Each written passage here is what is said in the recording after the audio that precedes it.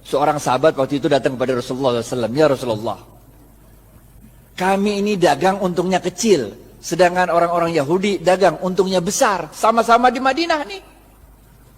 Nabi kaget, kok bisa begitu? Barangnya sama, sama katanya. Kok bisa orang Yahudi untungnya gede, kalian untungnya kecil?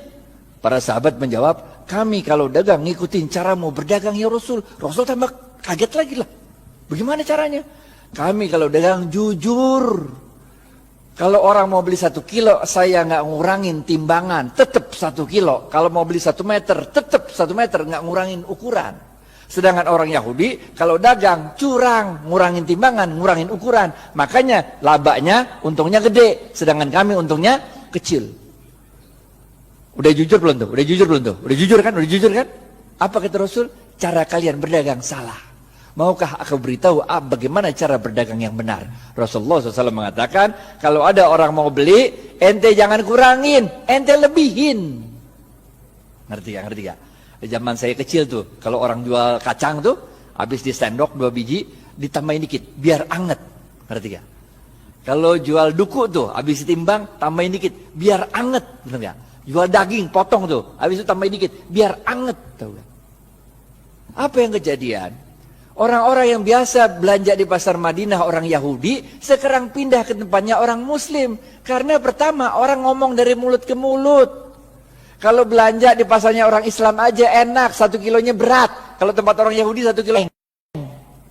Enakan pasar orang Islam kalau 1 kilonya banyak. Kalau tempat orang Yahudi 1 kilonya dikit. Ini rahasia yang pertama. Rahasia yang kedua, tiap kali dia jualan kan berarti dia sodakoh. Ngelebihin, bener gak? Kalau sodakoh ente ngundang barokahnya Allah. Paham gak? Paham gak? Jadi Bapak Ibu sekalian, ini kita tarik 2 pelajaran penting. Yang pertama, kalau bisnis jangan curang. Ngapain bisnis curang? Bener gak? Kita orang Islam men. Kalau ente orang Islam, sholat tapi bisnis curang, enggak oke. Yang pertama nih, bisnis jangan curang. Jangan ngurangin timbangan, jangan ngurangin hak pembeli. Yang kedua apa ya? Yang kedua, kalau bisnis itu banyakin sodakoh, ngejar barokah. Makanya kita diajarkan oleh Rasulullah SAW sebuah doa yang sangat ada yang tahu doanya? Doa mau makan, doa mau makan, doa mau makan, doa mau makan, doa mau makan. Woi gocap woi, ya bu. Allah barik lana, gocap. Makanya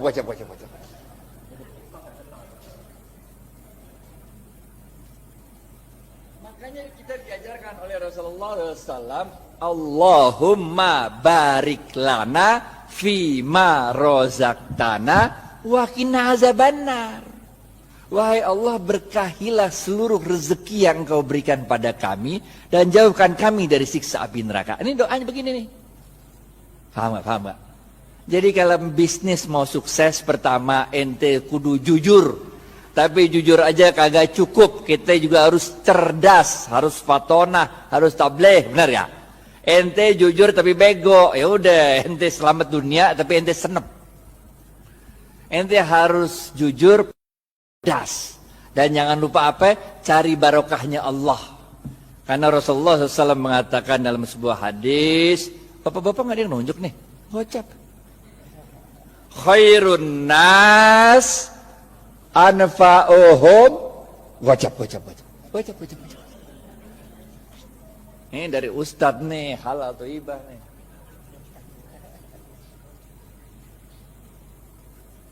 Paham ya? Yang pertama nih, kudu jujur, siddiq amanah. Siddiq jujur kepada Allah. Kalau Allah bilang haram, tinggalin aja dah. Amanah, itu kalau dikasih kepercayaan sama orang jangan dirusak, pegang baik-baik, benar gak? Selain jujur, kita juga harus cerdas dalam membaca situasi, fatonah, cerdas dalam menyampaikan sesuatu, tabligh. Kagak cukup yang ini doa. Yang ketiga, benar gak? Jujur, cerdas. Yang ketiga, cari barokahnya Allah. Khairun nas anfa'uhum linnas. Sebaik-baik manusia adalah yang paling banyak memberi manfaat bagi manusia lain. Ngapain kaya sendirian, gak asik walaupun halal. Ngerti gak? Gak asik kaya halal tapi gak nyebarin barokah, gak asik. Orang bilang dia kaya tapi pelit, bener gak? Yang keempat, terakhir nih, habis nih. Oke, yang terakhir, keempat. Jangan lupa Rasulullah SAW bersabda, man lam yashkurin nas. Susah ya? Pilihan berganda. A, man lam yashkurin nas lam yashkurillah. B, man lam A atau B? A.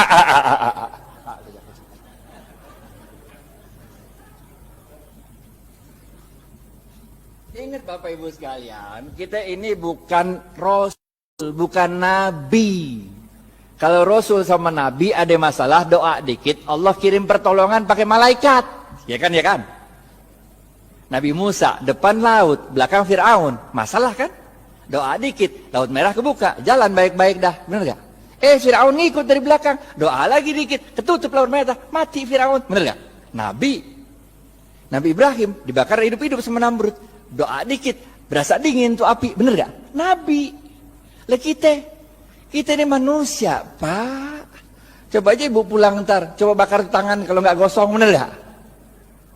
Caranya Allah nolongin kita dengan menggerakkan makhluk-makhluknya untuk nolong kita.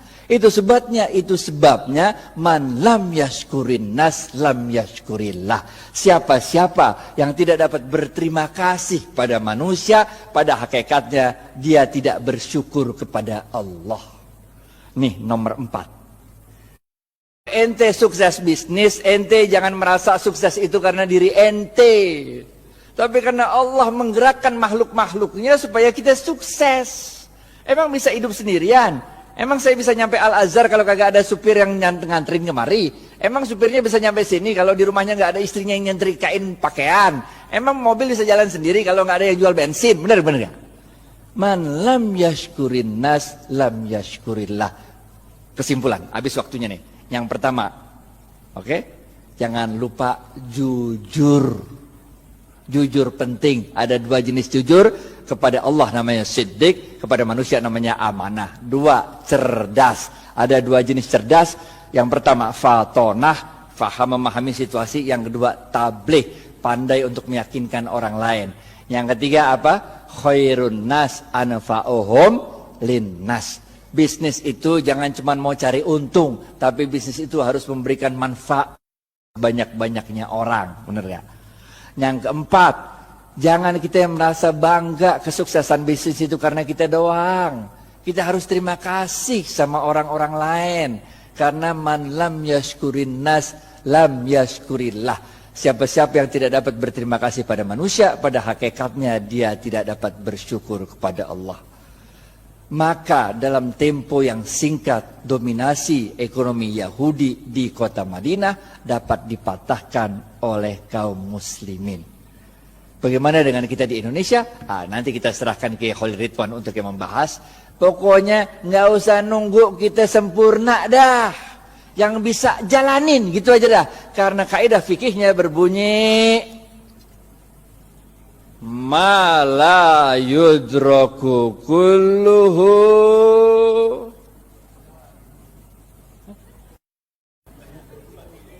gocap.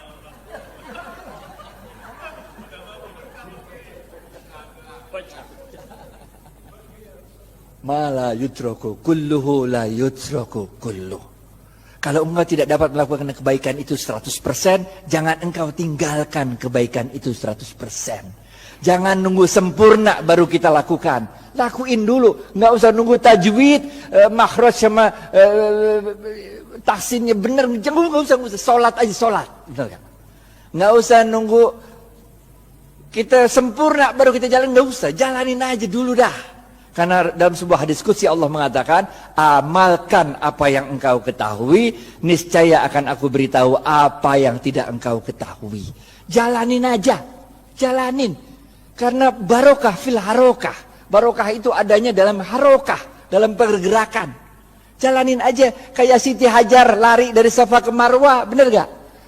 Itu kan lucu. Coba udah Safa Marwah lari-lari 7 kali bolak-balik, kagak ada air, bener gak? Yang nemuin air siapa? Ismail. Yang capek lari siapa? Hajar. Nggak penting men siapa yang nemuin air, bener gak? Yang penting inna sofa wal marwata min sa'airillah. Dicatat sama Allah usahanya Hajar itu, dicatat sebagai min sa'airillah, tanda-tanda kebesaran Allah. Nggak penting kalau kita usaha tuh bahwa kehebatan usaha kita itu dinikmati oleh kita, nggak penting. Bahkan ketika besok pun mau kiamat, kalau punya bibit lu tanam, ngerti ya? Terima kasih banyak. Billahi taufiq wal hidayah. Assalamualaikum warahmatullahi wabarakatuh.